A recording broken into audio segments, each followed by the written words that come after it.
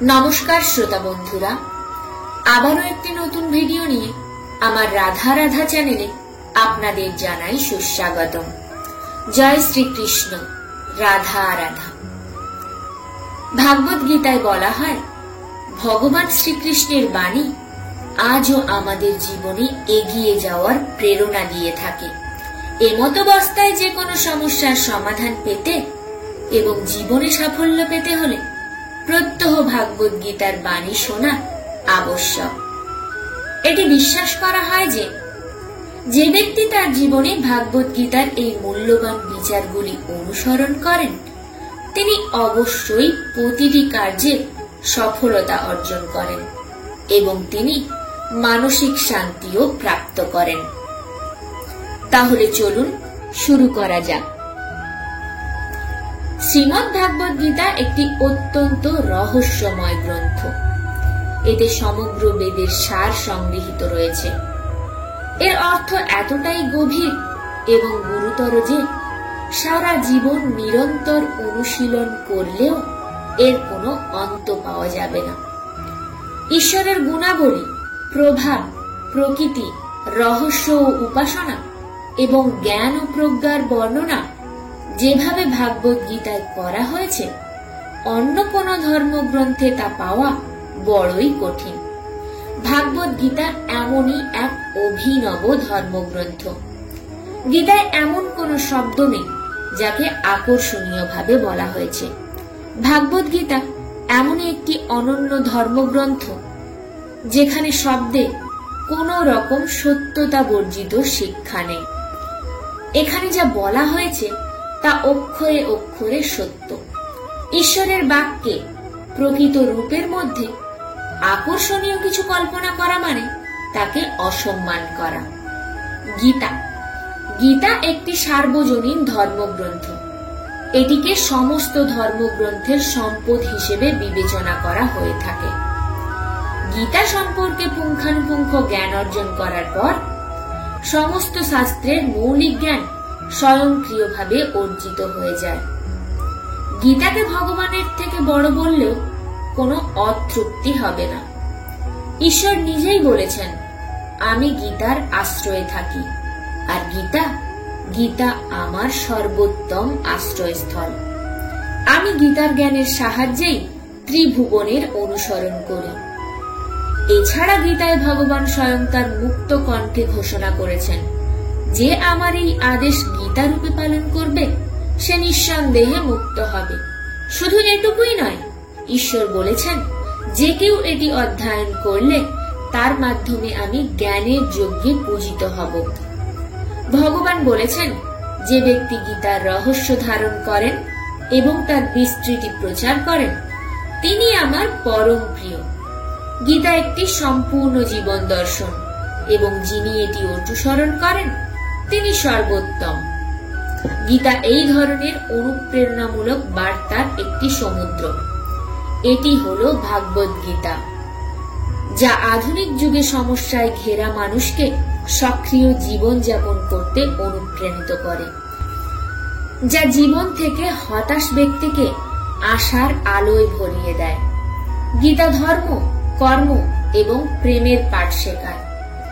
শ্রীমদ্ ভাগবত গীতাই একমাত্র ধর্মগ্রন্থ যা মানুষকে বেঁচে থাকার সঠিক পথ বলে দেয়। শ্রীমদ্ ভাগবত গীতার জ্ঞান মানব জীবন এবং জীবনের পরবর্তী জীবন উভয়ের জন্যই উপযোগী বলে বিবেচিত হয়। ভাগবত গীতায় মোট 18টি অধ্যায় এবং 700টি শ্লোক রয়েছে, যা পড়া সবার জন্য একটু কঠিন। তাই আমার এই ভিডিওটিতে ভাগবত গীতার প্রথম অধ্যায়ে প্রতিটি শ্লোকের অর্থ বিশদভাবে সরল ভাষায় ব্যাখ্যা করার চেষ্টা করলাম, যা জানলে আপনি শ্রীমদ্ ভাগবত গীতার প্রকৃত অর্থ বুঝতে পারবেন। অতএব আপনাকে প্রত্যহ এই বিচারগুলি অবশ্যই শ্রবণ করতে হবে। তাহলে চলুন আমার সঙ্গে ভাগবত গীতার প্রথম অধ্যায় শ্রদ্ধাপূর্বক শ্রবণ করুন।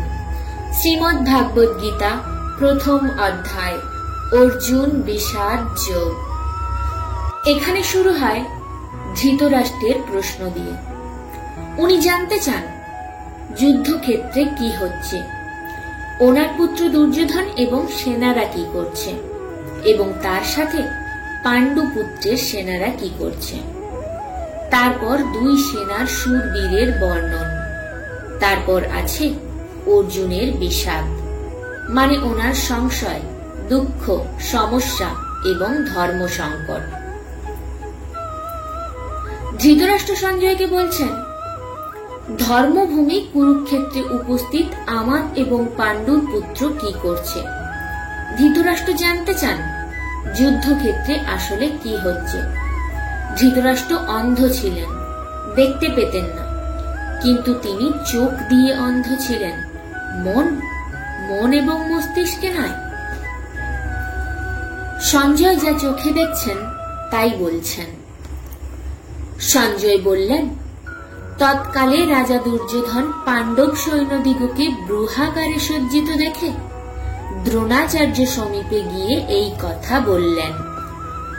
সঞ্জয় দৈব দৃষ্টি পেয়েছেন। তিনি যুদ্ধ থেকে দূরে থেকেও যুদ্ধে কি হচ্ছে তা দেখতে পাচ্ছেন। উনি নিজে থেকে কিছু বলছেন না, উনি যে দেখতে পাচ্ছেন তাই বলছেন। গুরুদেব, আপনার ধীমান শিষ্য দ্রুপদ পুত্র কর্তৃক ব্রূহবদ্ধ পাণ্ডবদের এই বিশাল সৈন্যদল দেখুন। এই সেনার মধ্যে ভীমার্জুনের সমকক্ষ মহাধনুর্ধারী বহু বীর পুরুষ রয়েছেন। সার্তকী, বিরাট, মহারথ, দ্রুপদ, ধৃষ্টকেতু, চেকিতান, বীর্যবান, কাশীরাজ, কুন্তিভোজ, পুরুজিৎ, নরশ্রেষ্ঠ শৈব, বিক্রমশালী, যোধামন্য, বীর্যবান, উত্তমৌর্যা, সুভদ্রা পুত্র অভিমন্যু, দ্রৌপদীর পুত্রগণ, এরা সকলেই এক একজন মহারথী। হে দ্বিজশ্রেষ্ঠ, আমার সৈন্য মধ্যেও যে সকল প্রধান সেনানায়ক আছেন তাদের বিষয়েও অবগত হন। আপনার সম্যক অবগতির জন্য তাদের নামও বলছি। আপনি ভীষ্ম, কর্ণ, যুদ্ধজয়ী কৃপা, অশ্বত্থমা, বিকর্ণ, সোমদত্ত পুত্র এবং জয়দ্রথ। আমার জন্য জীবন ত্যাগে প্রস্তুত আরো অনেক নানা শস্ত্রধারী বীর পুরুষ আছেন। তারা সকলেই যুদ্ধ বিশারদ। ভীষ্ম কর্তৃক সম্যক রক্ষিত আমার সেনা অপরিমিত, আর ভীম কর্তৃক রক্ষিত পাণ্ডবদের সেনা পরিমিত, অর্থাৎ অপেক্ষাকৃত অল্প। আপনারা সকলেই নিজ নিজ বিভাগ অনুসারে সমস্ত বৃহাদ্বারে অবস্থিত থেকে ভীষ্মকেই সকল দিক থেকে রক্ষা করতে থাকুন। তখন প্রতাপশালী কুরুবৃদ্ধ পিতামহ দুর্যোধনের আনন্দ উৎপাদন করে উচ্চ সিংহনাদের মতো শঙ্খধ্বনি করলেন। ভীষ্মের শঙ্খের পর নাগাড়া তথা ঢোল মৃদঙ্গ একসঙ্গে বেজে উঠল। এই ধ্বনি সঙ্গীতের মতো সুমধুর ছিল না, এই ধ্বনি ছিল ভয়ঙ্কর। অনন্তর শ্বেত অশ্বযুক্ত মহারথে স্থিত শ্রীকৃষ্ণ ও অর্জুন তাদের নিজ নিজ দিব্য শঙ্খগুলি বাজালেন। শ্রীকৃষ্ণ পাঞ্চজন্য নামক শঙ্খ, অর্জুন তার দেবদত্ত নামক শঙ্খ এবং ভীমকর্ম ভীমসেন পৌণ্ড্র নামক মহাশঙ্খ বাজালেন। কুন্তিপুত্র রাজা যুধিষ্ঠির অনন্ত বিজয় নামক শঙ্খ, নকুল সুঘোষ নামক শঙ্খ এবং সহদেব মণিপুষ্পক নামক শঙ্খ বাজালেন। হে রাজন, মহাধনুর্ধর কাশীরাজ, মহারথ শ্রীখণ্ডী, দৃষ্টদ্যুম্ন, রাজা বিরাট, অজেয় সার্তকী, দ্রুপদ, দ্রৌপদীর পুত্রগণ, মহাবাহুযুক্ত সুভদ্রার পুত্র, এরা সকলেই পৃথক পৃথক শঙ্খ বাজালেন। সেই তুমুল শব্দ আকাশ এবং পৃথিবীতে প্রতিধ্বনিত হয়ে ধৃতরাষ্ট্রের পুত্রগণ ও তৎপক্ষীয়গণের হৃদয় বিদীর্ণ করল। অর্জুন নিজের মোর্চা বেঁধে দাঁড়িয়ে ধৃতরাষ্ট্র সম্বন্ধীয়দের দেখছেন এবং নিজের ধনুষ উঠিয়ে ঋষিকেশ শ্রীকৃষ্ণকে বললেন, হে অচ্যুত, আমার রথ দুই সেনার মাঝখানে দাঁড় করান। হে কেশব, যতক্ষণ না আমি যুদ্ধক্ষেত্রে দাঁড়িয়ে থাকা যুদ্ধবিলাসী এই বিপক্ষী যোদ্ধাদের ভালো করে দেখে না নেব যে এই যুদ্ধরূপী ব্যবসায় আমাকে কাদের সঙ্গে যুদ্ধ করতে হবে, ততক্ষণ এই রথকে এখানেই দাঁড় করিয়ে রাখুন। দুর্বুদ্ধি সম্পন্ন দুর্যোধনের হিত কামনায় যারা এখানে উপস্থিত হয়েছেন সেই সকল যুদ্ধার্থীগণকে আমিও দেখি। সঞ্জয় বললেন, হে ভারত, অর্জুন কর্তৃক এইরূপ অভিহিত হয়ে শ্রীকৃষ্ণ উভয় সেনার মধ্যে ভীষ্ম দ্রোণ এবং সমস্ত রাজগণের সম্মুখে উৎকৃষ্ট রথ স্থাপন করে বললেন, হে অর্জুন, সমবেত কুরুগণকে দেখো। তখন অর্জুন উভয় সেনার মধ্যেই অবস্থিত পিতৃব্যগণ, পিতামহগণ, আচার্যগণ, মাতুলগণ, ভাতৃগণ, পুত্রগণ, পৌত্রগণ, মিত্রগণ, শ্বশুরগণ এবং সুহৃদয়গণকে দেখলেন। বন্ধুরা, মহাভারতকে তো এজন্যই ধর্মযুদ্ধ বলা হয়েছে। এমন এক যুদ্ধ যা ধর্মের জন্য করা হয়েছিল। আর এই যুদ্ধে একটি বড় পরিবার দুটি দলে বিভক্ত হয়ে গিয়েছিল। সেই কুন্তিপুত্র অর্জুন বন্ধু বান্ধব দিগকে যুদ্ধার্থে উপস্থিত দেখে নিতান্ত করুণাদ্র হয়ে বিষাদপূর্বক এই কথা বললেন। বন্ধুরা, এখান থেকেই শুরু হচ্ছে, আরম্ভ হচ্ছে অর্জুনের বিষাদের, যার জন্য সম্পূর্ণ গীতার রচনা করা হয়েছিল। কৃষ্ণকে পথপ্রদর্শকের জন্য, মার্গদর্শনের জন্য এমন একটি রচনা করতে হয়েছিল যা সারা জীবনের জন্য যে কাউকে সঠিক পথে পরিচালিত করার জন্য প্রেরিত করে থাকে আর ভবিষ্যতেও প্রেরিত করে চলবে। অর্জুন বলছেন, হে কৃষ্ণ, যুদ্ধেচ্ছ এই সকল স্বজন দিগকে সম্মুখে উপস্থিত দেখে আমার শরীর অবশ হয়ে যাচ্ছে, আমার মুখ শুকিয়ে যাচ্ছে, আমার শরীরে কম্পন অনুভূত হচ্ছে, আমার লোম খাড়া হয়ে যাচ্ছে, হাত থেকে ধনুষ পড়ে যাচ্ছে এবং ত্বক জ্বলে যাচ্ছে।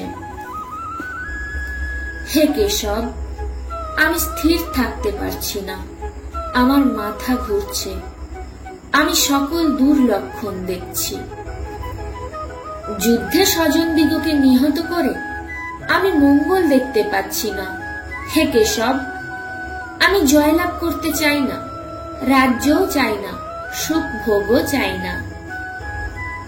হে গোবিন্দ, যাদের জন্য রাজ্য, সুখ, ভোগ কামনা করা যায়, সেই আচার্য, পিতৃব্য পুত্র, পিতামহ, মাতুল, শ্বশুর, পৌত্র, শালক ও কুটুম্বগণ যখন ধন প্রাণ ত্যাগ স্বীকার করে যুদ্ধার্থে উপস্থিত, তখন আমাদের রাজ্যই বা কি কাজ, আর সুখভোগ বা জীবনেরই বা কি কাজ? হে মধুসূদন, যদি এরা আমাকে মেরেও ফেলে, তথাপি আমি এদেরকে মারতে ইচ্ছা প্রকাশ করি না। হে কেশব, পৃথিবীর রাজত্বের কথা দূরে থাক, ত্রৈলোক্য রাজ্যের জন্য বা যদি দুর্যোধনদের বধ করতে হয়, তাহলে আমাদের কি সুখ হবে? যদিও এরা আততায়ী, তথাপি এই আচার যদি গুরুজনকে বধ করিলে আমরা পাপের ভাগী হইব। অতএব আমরা সবান্ধব ধৃতরাষ্ট্রপুত্রদের বধ করতে পারি না। হে মাধব, স্বজন বধ করে আমরা কি প্রকারে সুখী হব? যদিও এরা লোভে হতজ্ঞান হয়ে কুল ক্ষয়জনিত দোষ এবং মিত্রদোহজনিত পাপ দেখতে পাচ্ছে না, কিন্তু হে জনার্দন, আমরা কুল ক্ষয়জনিত দোষ দেখে সেই পাপ থেকে নিবৃত হতে পারি না কেন? কুল ক্ষয় হলে সনাতন কুল ধর্ম নষ্ট হয়, এবং ধর্ম নষ্ট হলে সমগ্র কুল অধর্মে অভিভূত হয়। হে কৃষ্ণ, কুল অধর্মে অভিভূত হলে কুল স্ত্রীগণ ব্যভিচারিণী হয়, হে কৃষ্ণ, কুল নারীগণ ব্যভিচারিণী হলে বর্ণশঙ্কর জন্মে। বর্ণশঙ্কর কুল নাশকারীদের এবং কুলের নরকের কারণ হয়। শ্রাদ্ধ তর্পণাদি ক্রিয়ার ক্ষয়ে এদের পিতৃপুরুষগণ নরকে পতিত হয়। কুল নাশকারীদের বর্ণশঙ্কর কারক এই দোষে সনাতন জাতি ধর্ম, কুল ধর্ম ও আশ্রম ধর্মাদি উৎসন্ন যায়। হে জনার্দন, যে মানুষ্যদের কুল ধর্ম উৎসন্ন যায় তাদের নিয়ত নরকে বাস হয়, এটা আমরা শুনেছি। হায়, আমরা রাজ্যসুখ লোভে স্বজনগণকে বিনাশ করতে উদ্যত হয়ে মহাপাপে প্রবৃত্ত হয়েছি। আমি শাস্ত্রত্যাগ করলে, প্রতিকারে বিরত হলে, যদি শস্ত্রধারী দুর্যোধনাদি আমাকে যুদ্ধে বধ করে, তাহলেও আমার পক্ষে অধিকতর মঙ্গলকর হবে। সঞ্জয় বললেন, শোকাকুলিত অর্জুন এইরূপ বলে যুদ্ধ মধ্যে ধনুর্বাণ ত্যাগ করে রথোপরি উপবেশন করলেন।